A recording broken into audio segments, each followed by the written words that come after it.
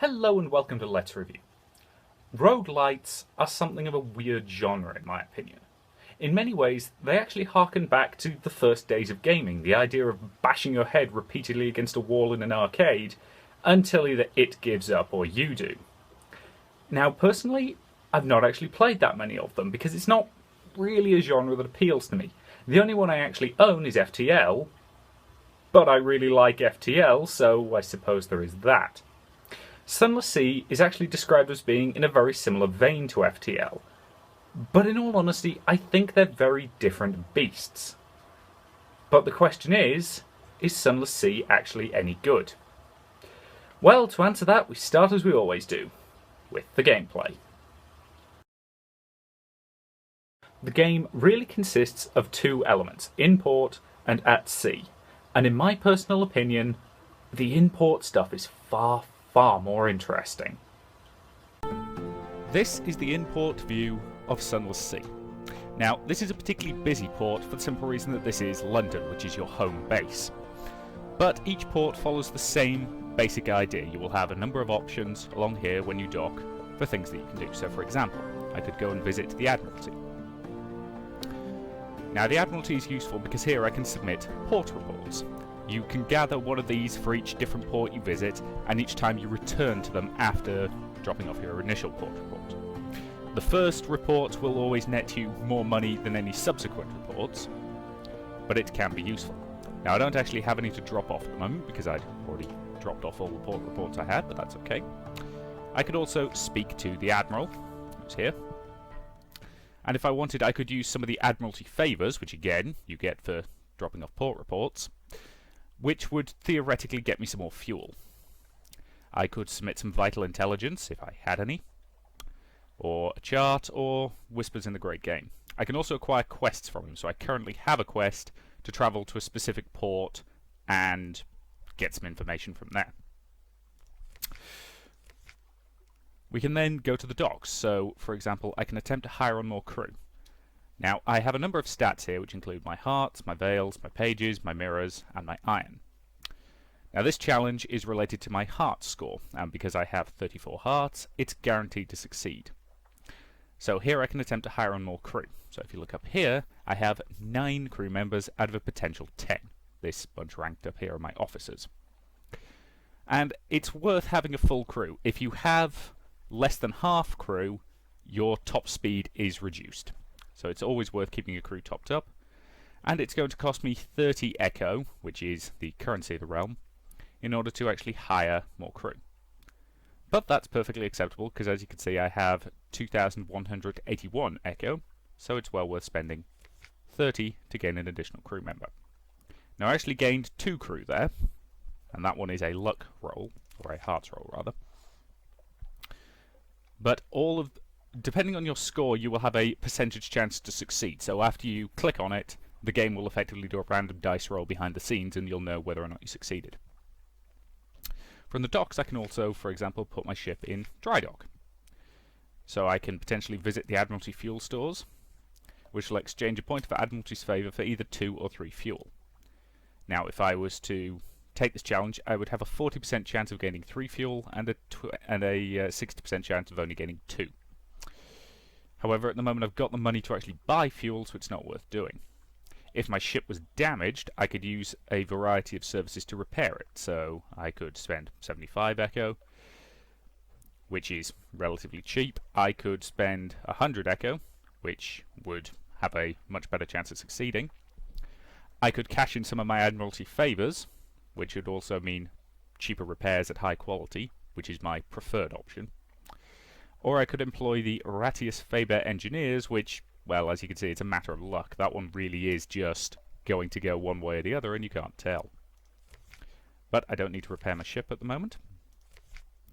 I could also visit my lodgings. So if I had an evening free, which you gain each time you return to port, then I could spend some time with my family, because on this save route I have managed to gain myself a child, which isn't exactly difficult to do. You've just got to get a random luck roll to encounter a significant other one night while carousing the docks, and then after a little while, assuming you stay with them, you will eventually gain a child.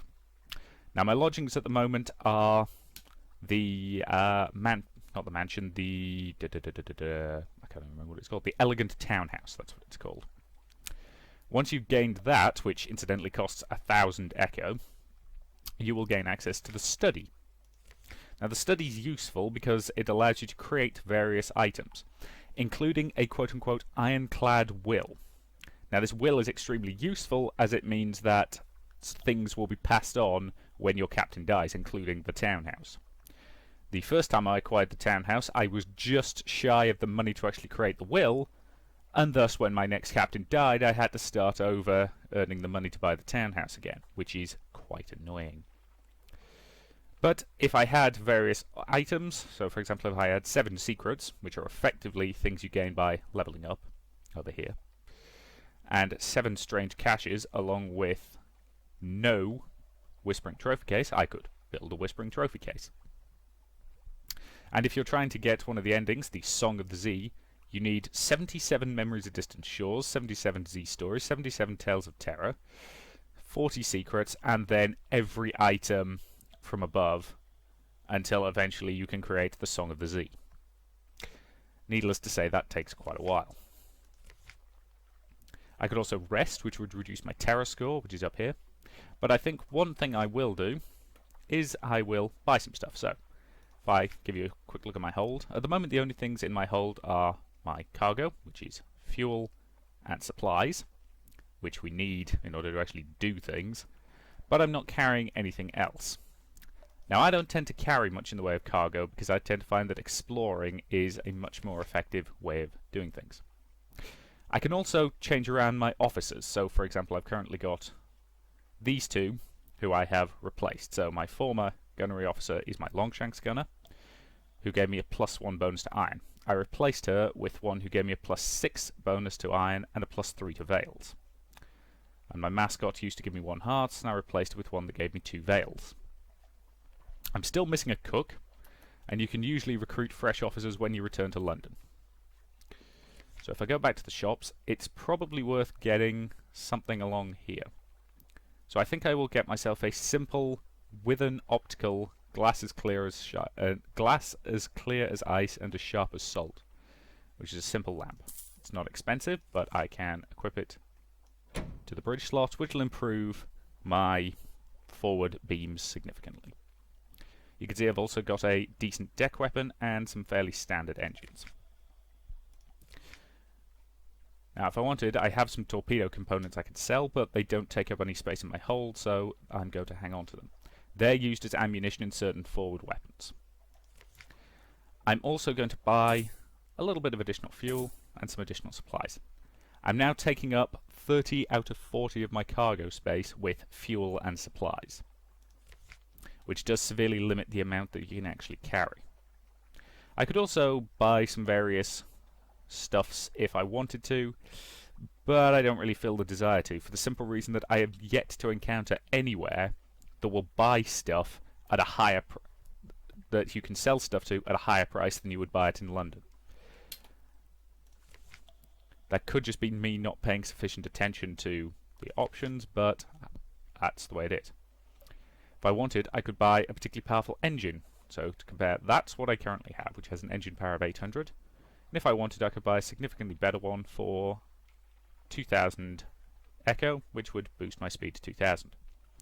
However, I find it's always best to have at least a decent amount of money left over on supply, so I think I will save my money for now. I could also look and buy additional ships. However, these are extremely expensive, as you can see. And it's odd that most of the early... So for example, I could trade in my ship for a teeny tiny one with only 5 hold capacity. It's not going to get me anywhere. That's the class of ship I already have, and it would cost me 1,000 echoes to replace my ship with an identical one. It would cost me 2,000 for a ship that I think is worse. It has a slight bonus to mirrors and veils, and it is faster because it's lower weight, but it's got less hold capacity and it can take less damage. That's when we start getting into ships that are actually worth getting, because that has a forward weapon slot as well as a deck gun slot. But it's not until you hit something like this that I think is actually worth spending the money on, for the simple reason that that has a massive hold capacity, which gives it a much, much greater range.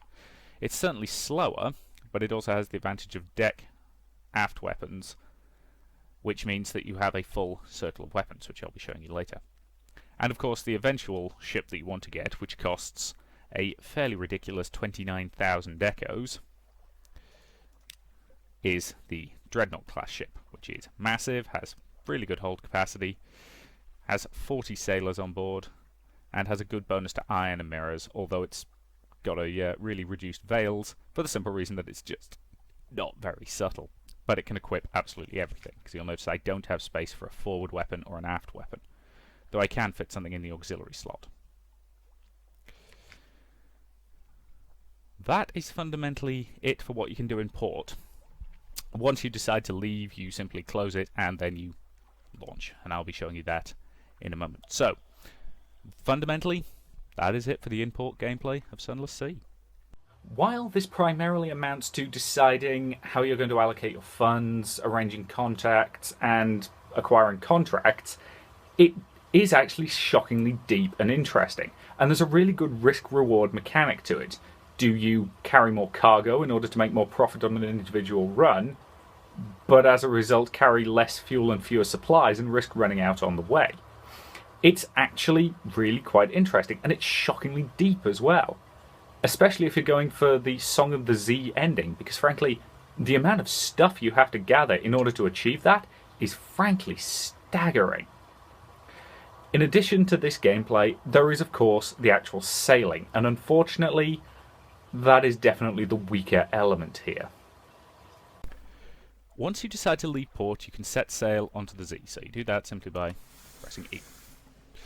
Now you'll automatically begin at the standard speed of 1, however I almost always increase speed to 2 immediately because, well, there's very little point travelling at 1 speed. Up here we have our crew members who I mentioned earlier, who will grant you various bonuses. Now then, I will quickly bring up the world map. As you can see, I've explored some of the world. However, I think I'm going to travel into this area just so I can try and see if there's anything down there. So I turn that. Now you'll notice there are several bars up in the top hand corner. So we have this one which indicates our speed, this area which indicates our hull strength, so our health effectively. That demonstrates our cargo. Then we have the fuel. This will obviously tick down as you move and will eventually drop to 0, and then you will chuck another barrel of fuel in. This is our hunger. Every time it reaches this point, we automatically feed the crew, providing that we have supplies to do so. If you do not have the supplies, the bar will start passing this line, and that will start to become problematic. That bell incidentally rings when we can return to London to find something new. This is our terror. Terror will increase as you travel out into the world and as you encounter various events. Having terror does have its advantages in some cases. There are certain things that can only be accomplished if you have high terror scores. But at the same time, if terror reaches 100, that's game over. Down at the bottom, we have a number of options, so we can launch our Z-Bat, which will search for nearby ports, and if it finds one, there are no islands. If it had found one, it would have added it to the map so that we could locate it. We can also toggle our main light off, which will make us slightly harder to spot by enemies, but will also increase the rate at which our terror rises. If our ship had been damaged, we could spend some time and some supplies repairing it. We can also throw an extra barrel of fuel onto the fire to increase power to our engines, and we can pause, open up the Gazette, and open up the map. Now, there is a critter over there, so that's an excellent chance for me to show you the combat system. Now that is a Western Angler crab. All creatures fight in basically the same way. They effectively just charge you. Some will be aggressive, like this crab clearly was, and others will ignore you, unless you attack them first. As you can see, I only have the forward deck weapon here, and I'm trying to use the island to my advantage. You'll notice that this has stopped charging. That is because it has to be within this cone in order to charge. And if it's in the light of the forward gun, it will charge faster. If I want, once it hits 50%, I can fire. though as you can see it has a chance to miss. I also have an item over here that fills the targeting solution instantly, which is quite useful. As you can see, this fight is not going especially well, because this is a relatively tough creature.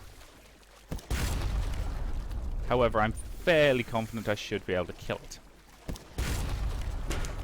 Yeah, one more clean hit and it's dead. And it is gone. Once the combat is over, you can sound the all clear. Now, if my hull was at 25% or better, I could activate repairs. Unfortunately, it's not. After you defeat either an enemy ship or a sea creature, you will have the chance to do something to it. So in this case, I'm just going to simply butcher it for supplies.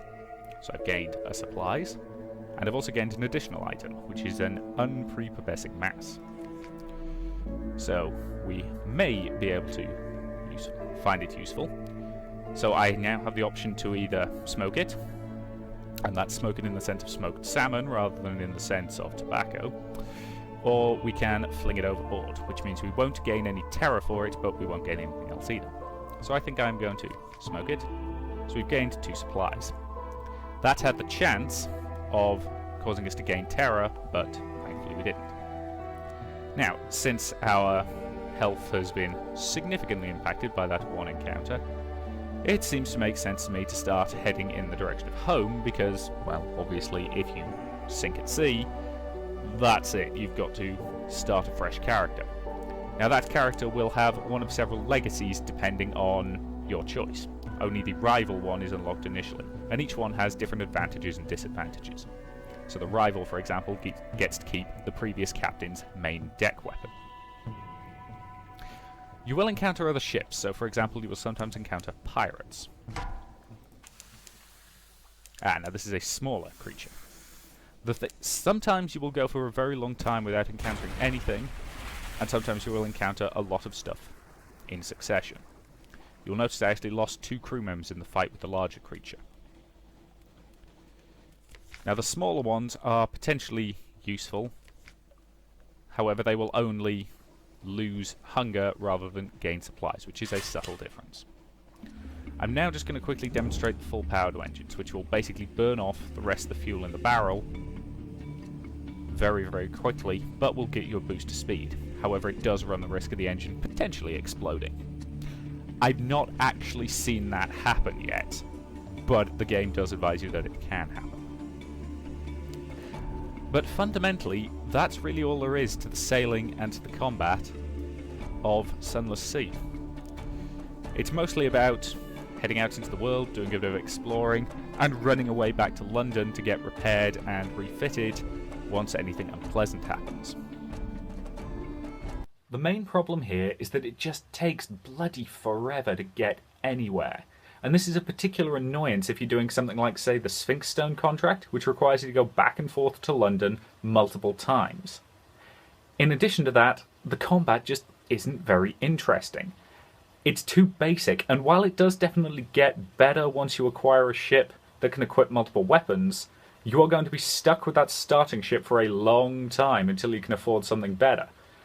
And knowing that any progress you made can be wiped away in an instant with a single bad screw-up certainly adds to the tension.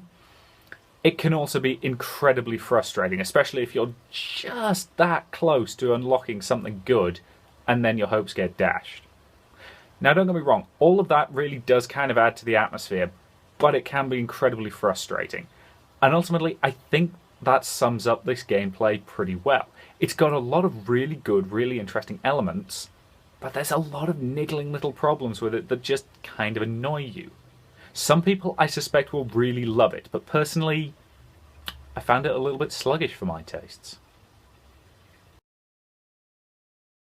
It's actually very difficult to talk about the story of Sunless Sea, for the simple reason that it doesn't really have a story. It has a world and it has things that happen in it, but I wouldn't really describe any of them as a story. Does that not mean that this section has been poorly named? Yes, but I'm not changing it after it's worked perfectly fine for 50 plus episodes, am I? The world created here is actually a very interesting one. Sometime around the Victorian era, London sank deep below the surface of the Earth, and found itself coming to rest in a gargantuan cavern, one with a huge body of water in it, a body large enough to be referred to as a sea. Or, as they call it in this game, the Z. And why exactly do they call it that? No clue. But they do also call sailors Zailers. Ah, so they're just trying to be different then. Yeah, that's kind of the best explanation I've got. Life on the Z is extremely difficult. Monsters, whirlpools, pirates, storms, pretty much everything wants to kill you. But as with all suicidally dangerous situations, there are of course ways to make yourself filthy stinking rich if you are brave and, well, frankly, crazy enough. Ah yes, the attitude of explorers everywhere. Where can I risk my life? And how much money can I make doing it? And how many of those things do I have to nick in order to fill out the British Museum enough to get that knighthood? Ah, those were the days. Still, exploring the Z is less about nicking everything in sight, and more about trying not to go completely and utterly mad under the unrelenting horror of a world without sunlight. Well, that went to a rather dark place quite suddenly. Yeah, it kinda did. I'll be honest, there is quite a lot of fairly unrelenting horror in this game. In fact, a lot of it feels very Lovecraftian, and I do genuinely mean that in a good way. One thing I do actually really like is that they've made an effort to make sense of how this world works. One town, for example, has actually managed to carve out a route to the surface, which you can take, and it does allow you to visit the surface world. Although you will need a bucket load of fuel in order to do it. And what exactly is the surface like? Actually, it's kind of nice. I mean, it's bright, it's pleasant. Though admittedly there's the little side fact that your sailors have spent so long in the world below that they have no defense against the sun's rays and will start dying after a while. Yeah, sunlight kills you. This is a pretty grim game, I'm not going to deny that. But I've got to be honest, it does mesh quite well with the gameplay as a sense of tone. I'll be honest, I don't want to give away too many of the details of this world, partially because finding out all of its little secrets really is where the fun from the story and the world come from. While that is all well and good, is there at least some form of final objective? Oh, there is, and in fact the game actually lets you pick your own choice of final objective. You can be either searching for your father's remains, attempting to compile the ultimate compendium on the Z, the so-called Song of the Z, or simply trying to make enough money in order to retire happily. There's also an additional ending that gets unlocked later. Overall, the story of Sunless Sea really is one that you write yourself. Now, some people will really love that. Personally, I prefer a more traditional story. And overall, I think I can say that the story of Sunless Sea is very interesting, but it's not really my bag. Graphically speaking, this game is pretty decent. It's nothing spectacular, but the world itself looks pretty good, everything is really nicely rendered, and the sea itself actually looks just the right side of creepy. It's also worth noting that this game isn't much of a system hog, which is good. And I should also bring up the fact that I didn't encounter any bugs, which frankly is always quite nice to say. The art overall is pretty good. There's a lot of very interesting background designs, and I really do like some of the little touches, like the fact that your captain's character portrait is a side-on silhouette in a very Victorian fashion, which helps with the faux Victorian vibe they're going for throughout the whole thing. Overall, the art is pretty good. It's certainly not something you'd ever want to hang on your walls, but for what it's trying to achieve, it's pretty good. The audio is very minimalist, which I actually do like, and I think it works really well here. A lot of the time when you're actually sailing around on the Z, there will be no music at all, which actually does help to establish a really creepy atmosphere. What music there is pretty decent. It's very atmospheric and it works very well. The sound effects are okay. They're nothing special, but they achieve exactly what they want to do. And overall, I really do quite like the minimalist attitude of the audio. It's just the right side of creepy, and overall it works pretty well. So, did I enjoy Sunless Sea? Yes, but honestly, I think it's a game that I could only play in short bursts. Should you buy it? That honestly depends entirely on your attitude to Lovecraftian horror. If you're a fan of it, you'll probably really love this game's atmosphere, and honestly, you probably can manage to have some fun with it. If you're not a fan, or you're looking for something with a stronger story, you should be looking elsewhere. Now, if you'll excuse me, I have some fairly unpleasant Lovecraftian images I need to expunge from my brain. I'll see you later. Martin, get the vodka. Richard, it's barely 2 o'clock. You have a point. Get the whiskey.